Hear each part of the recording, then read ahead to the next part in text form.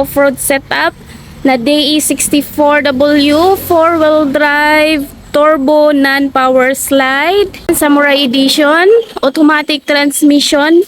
Ang ganda niya guys, ang astig. Ayan, so naka off-road setup ito guys. Papakita ko sa inyo kung ano yung setup na to at kung magkano ang inabot ng kanyang presyo. Ito po ay Samurai Edition. Ayan, normal headlight.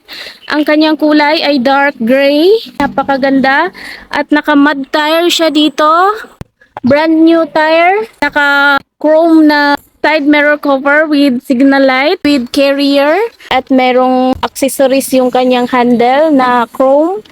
Ayan, so power windows, naka Mumu Manabela, naka 7 inches na touchscreen stereo with reverse camera, VIP yung kanyang upholstery, black and dark gray ang combination. Ang ganda niya. Wow, aterno po yung kanyang VIP ceiling. Kompleto po tayo ng mga parts, mga sun visor, mayroon pang extra lagayan ng eyeglasses.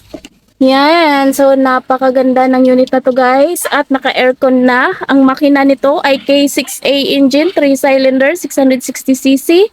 Pneumatic. Kompleto po tayo mga seatbelt. Ayan, so may armrest and headrest with cup holders. Wow, napakaganda. Ang may-ari po nito ay taga Samar. Yan, si Ma'am Rosie. Magustuhan mo yung unit mo, Ma'am. Ayan, maraming salamat po sa pagtitiwala sa JN Auto Parts. At dito naman sa likod, ayan, mayroon siyang extra seat with sandalan. May freebie siya na plate holder and reverse camera. Naka-LTO register na siya sa pangalan ni Ma'am Rosie. Yan, so napakaganda ng kanyang ceiling. VIP concept po yung kanyang interior. Yung kanyang upholstery and ceiling ay VIP. Ang ganda nito. Wow.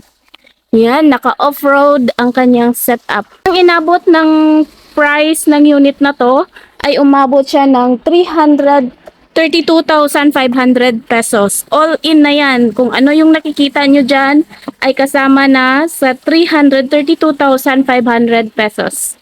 Yan. So sa mga gusto pong magpagawa ng ganitong unit, i-message nyo lang po kami sa aming FB page, JN Auto Parts, or call Miss Jane 0938-5664-667.